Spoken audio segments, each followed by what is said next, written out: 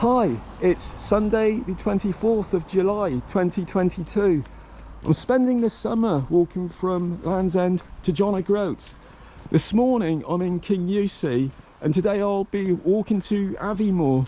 So this morning I'm following a B road to the village of Kincraig, and then I'm following a long distance walking trail called the Speyside Way to Aviemore. So I'm hoping to spend 4 days walking to Inverness, and then from Inverness I'll be following the John O'Groats trail all the way up to John O'Groats.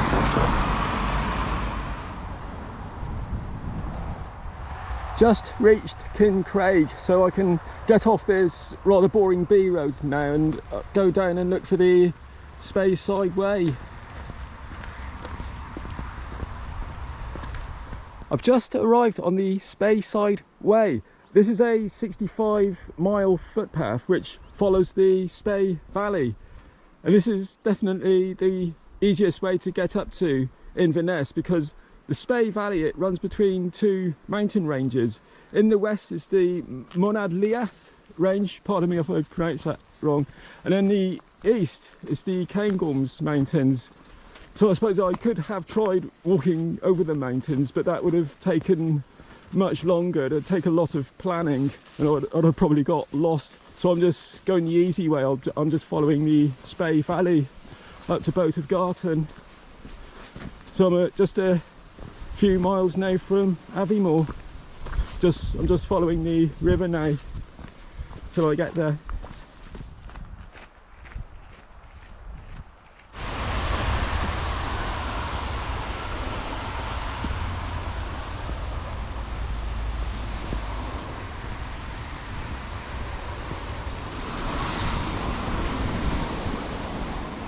I've just arrived in the centre of Aviemore.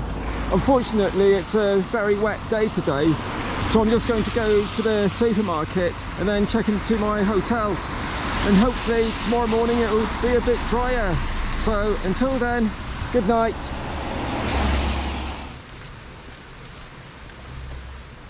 Monday the 25th of July. Another wet day in Scotland, unfortunately, but it's just a short walk today. I'm walking to Boat of Garton and then I'm heading out to Carbridge, and I'll be just camping in a wood just outside the village tonight. I'm back on the Speyside walking trail again, and this is quite a very nice stretch. It's a very well maintained walking and cycling path going through lots of pine forests and heather, and I can see the mountains in the distance. So I'm following the walking trail to Boat of Garton, which is just a couple of miles away, and then I'll be following a quiet B road up to Carbridge.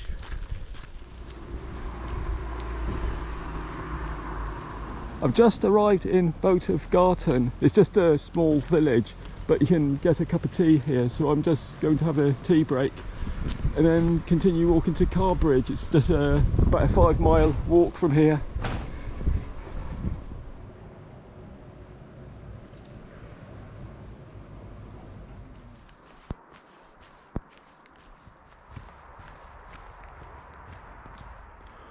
I found a nice spot to put the tent up on, just off the road coming into Carbridge. There's a lot of forest around the town, so there's no problem finding somewhere to camp. So tomorrow I'm going to Loch Moy, where I'll be camping for the night, and then the following night I'll be in Inverness. So until tomorrow morning, good night.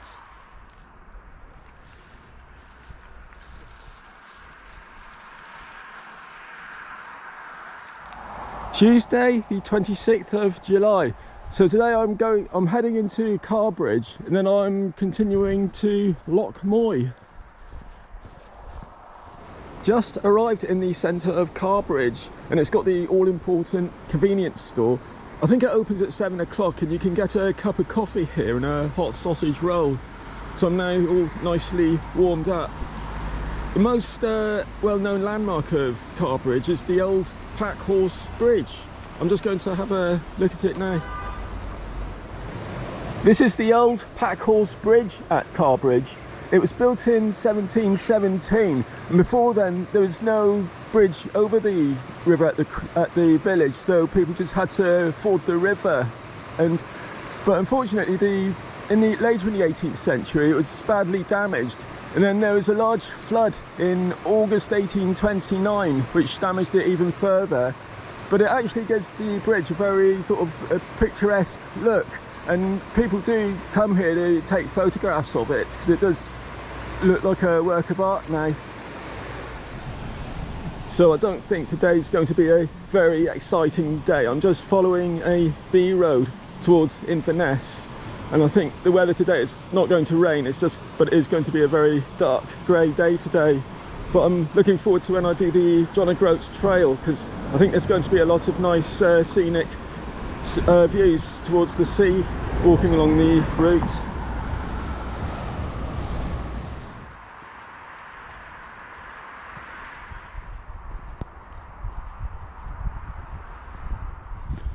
I'm just approaching Tomartin, so I'm going to get some food here and then carry on towards Inverness.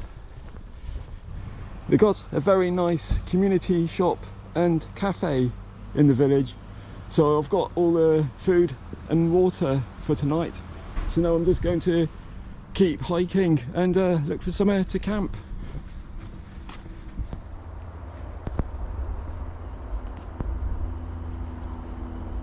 Wednesday the 27th of July, so today is just my 15-mile walk into Inverness, and on the way I'll be crossing over Kingussie Moor, and I'd like to visit the Culloden battlefield. So the Battle of Culloden, which took place on the 16th of April 1746, was the last battle to take place on British soil. Now, I find the history of the British monarchy to be very confusing. There's so many people involved, so I may get this a little bit wrong. But anyway, in 1746, King George II is on the throne. Now, George II was a member of the House of Hanover, and many people in Scotland believe that the House of Stuart should be the monarchy, ever since James II, or James VII as he was known in Scotland, was deposed by William of Orange in 1688.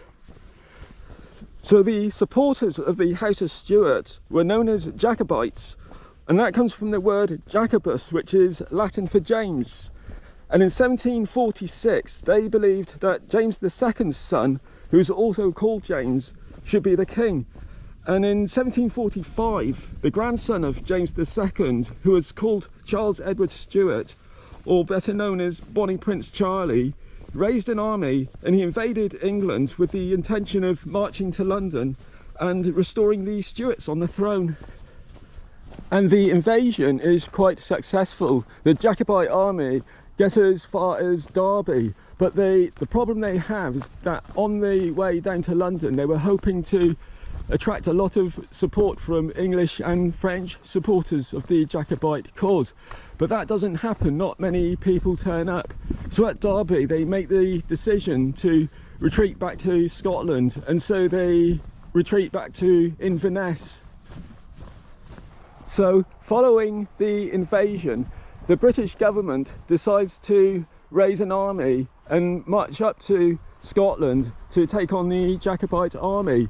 And so they raise an army, and the army is led by William, Duke of Cumberland, who is the son of George II. And so the government army, they march up to Nairn, and they make a camp there, and that's a few miles to the east of Inverness.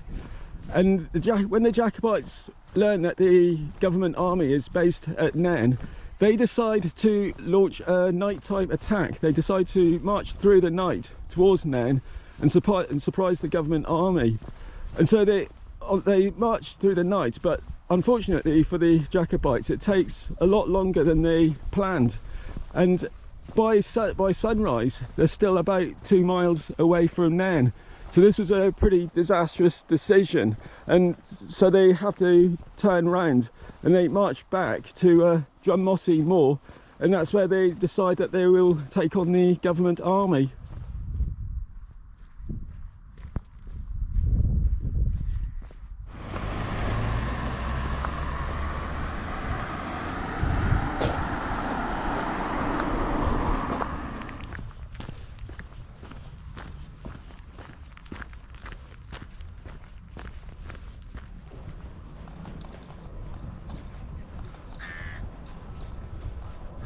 This is the Battle Information Centre. I'm just going to go over to the battlefield now. I've just arrived on the battlefield. Where I'm standing now, this is where on the 16th of April 1746, this was the front line of the Jacobite army, and it's marked by the blue flags and the path running along it. I'm not very good at judging distances, but I'm looking over towards the northeast, and about 200 meters or so away there's a row of red flags, and that's where the government army would have been. And it's across here that the Jacobites would have launched their Highland charge towards the government army. Along the Jacobite front line, they've put in these marker stones to show where all the Highland clans would have stood along the front line.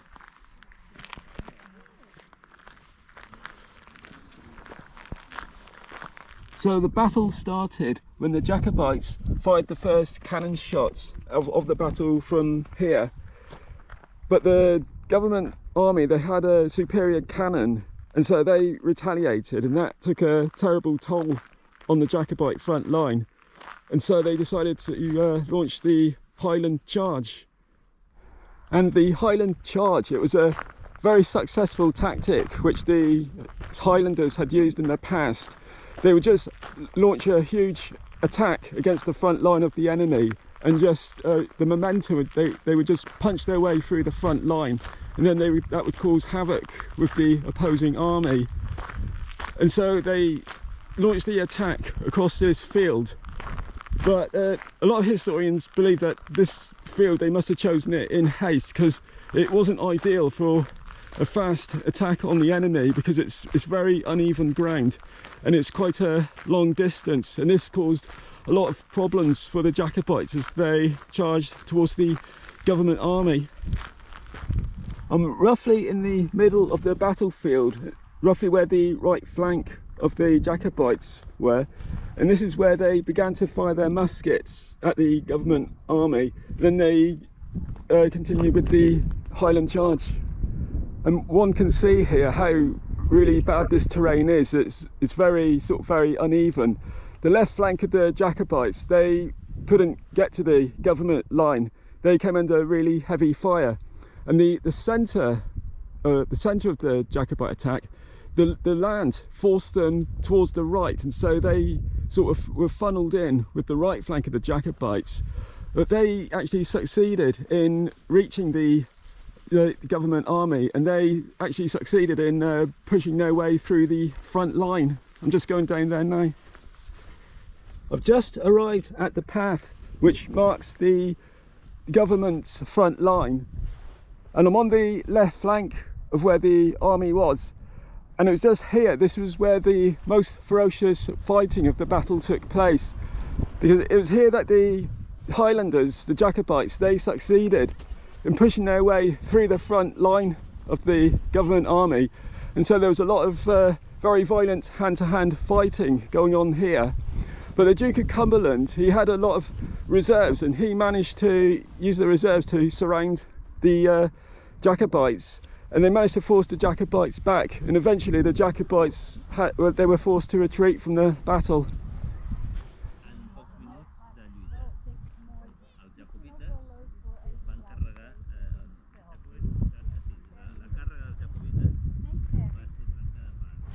So following his defeat at Culloden, Bonnie Prince Charlie managed to escape to the Isle of Skye, and from there he managed to sail to France, where he lived in exile. So time to head to my hotel down in Inverness.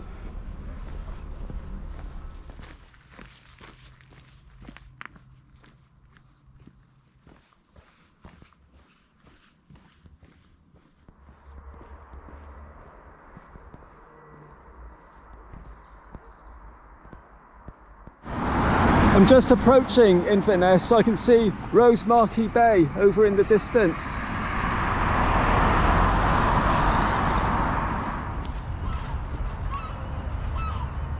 Thursday, the 28th of July I've just arrived in the centre of Inverness, so I'm just going to have a look at all the tourist attractions.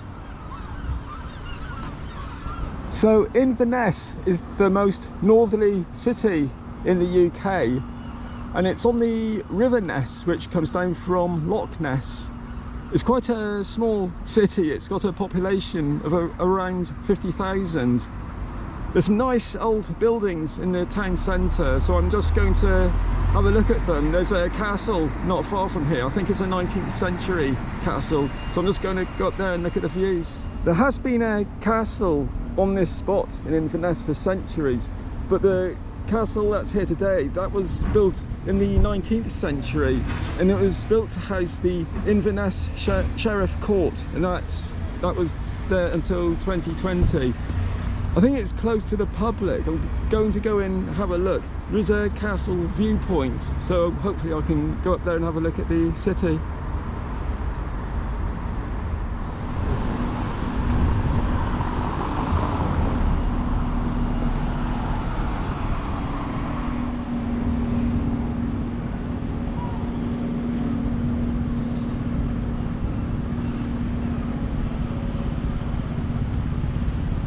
No, unfortunately it's not possible to visit the castle, but never mind, there's a lot of other places to see in the town centre. This is Bridge Street, which I think is the main shopping street. This very attractive building is the Inverness Townhouse. It's built in the 19th century, but unfortunately that's all I know about it.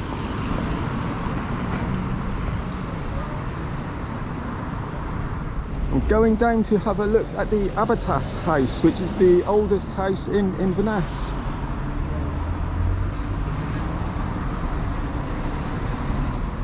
So this is Abertaff House, and it was built in 1593, and it is the oldest building in the town.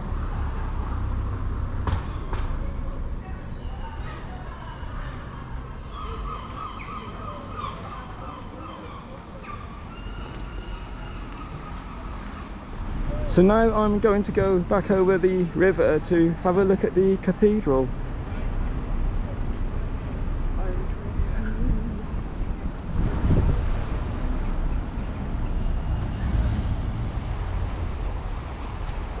So this is St Andrew's Cathedral. This was built in the 19th century, and this is the most northerly cathedral in the United Kingdom.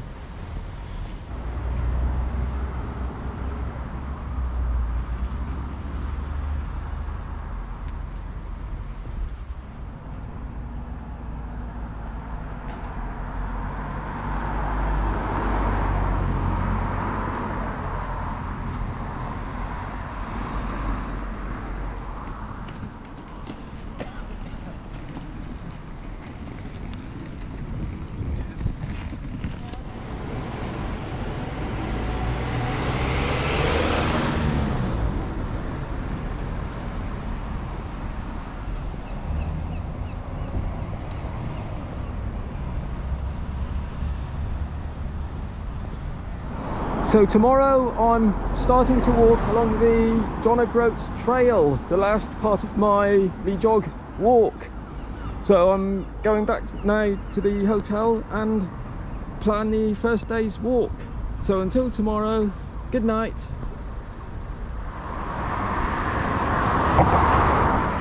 Friday the 29th of July. So this morning I'm crossing the Kessock Bridge over the Moray Firth, and I'll be beginning the John O'Groats Trail on the other side.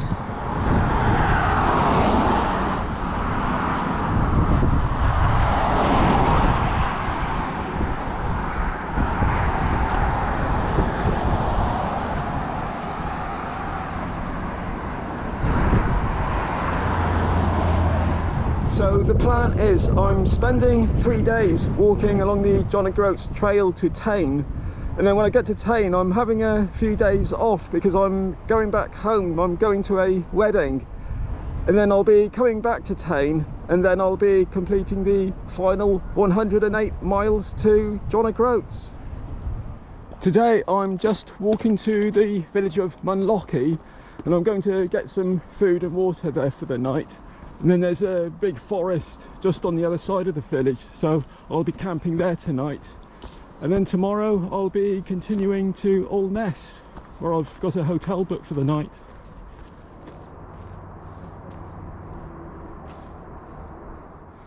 Just starting to get some nice views of the Moray Firth and Inverness.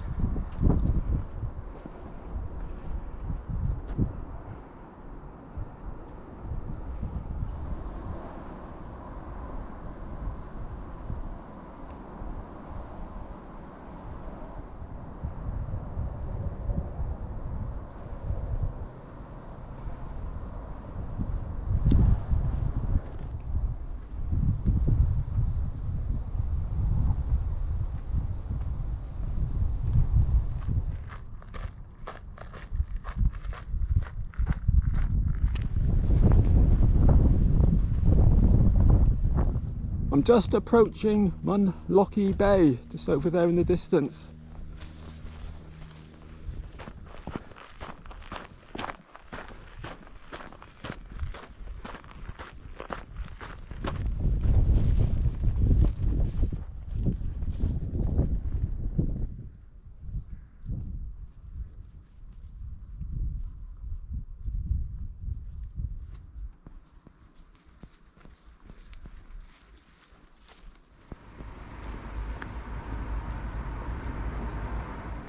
Just arrived in Munlochy.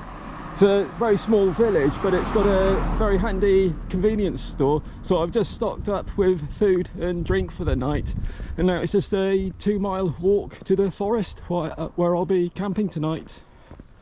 I found a nice spot to camp in the woods again. There's the odd mosquito in this wood, but apart from that there's absolutely no midges and there's no flies, which is quite nice.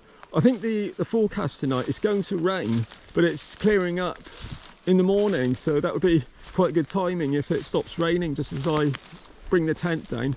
So tomorrow it's just a nice easy walk to Old Ness. So until tomorrow morning, good night. Saturday the 30th of July. Today it's a 14-mile walk to Old Ness. And on the way I'll be crossing the Cromarty Firth. So from what I've read about the John O'Groats Trail, the southern half of the trail is quite easy. It's like this a lot of the way. It's just quiet country roads and very accessible footpaths. But as you get further to the north, especially past Wick, it becomes a little bit more difficult to follow the route. It's more of a moorland environment between Wick and John O'Groats, and people say you quite easily lose the path. But the alternative, if it was too difficult, there is an A road that goes from Inverness up to John O'Groats, but people who have walked that said it's a very boring route to take. So hopefully I can stick to the John O'Groats Trail all the way. Quite wet last night, but this morning I think it's going to clear up. So it might be a bit sunny this afternoon, hopefully. Just approaching the Firth.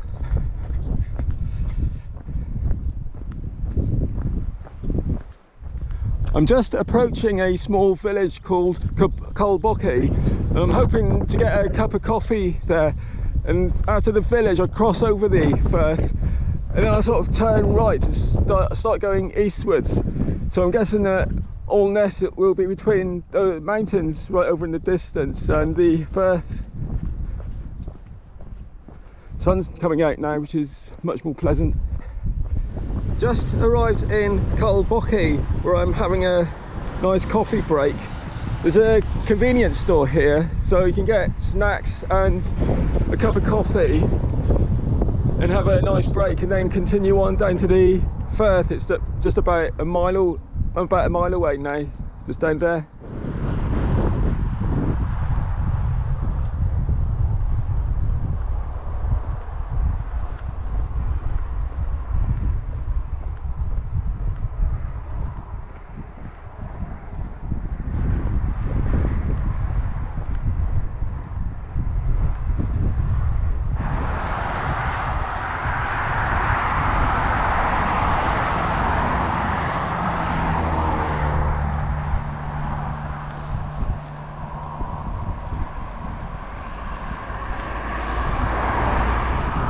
just arrived at Cromarty Firth Bridge.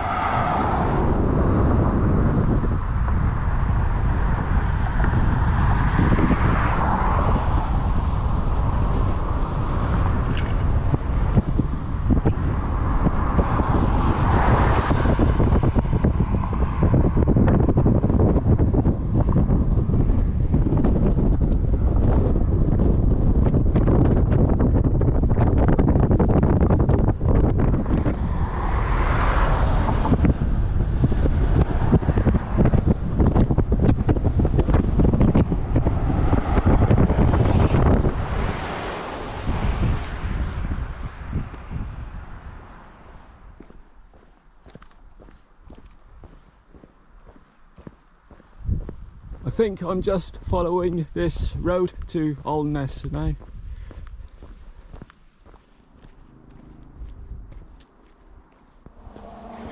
Just approaching the town now.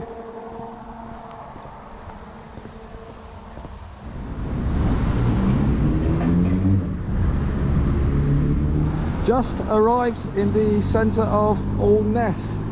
So as usual, I'm going to pop into the supermarket to get some food and then look for my hotel. Then tomorrow morning continue onwards to Tain. So until then, good night.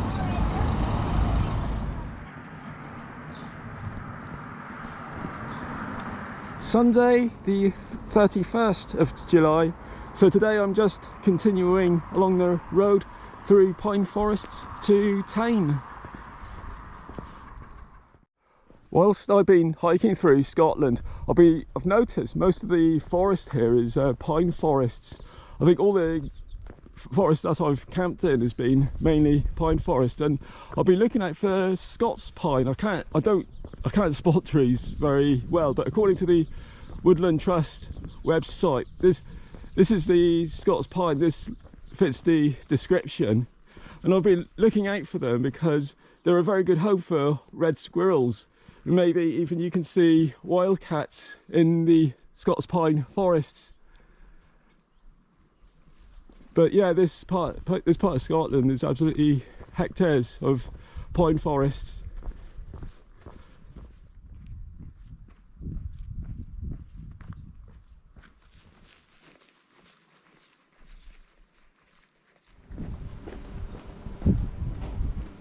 Just arrived in the centre of Tain.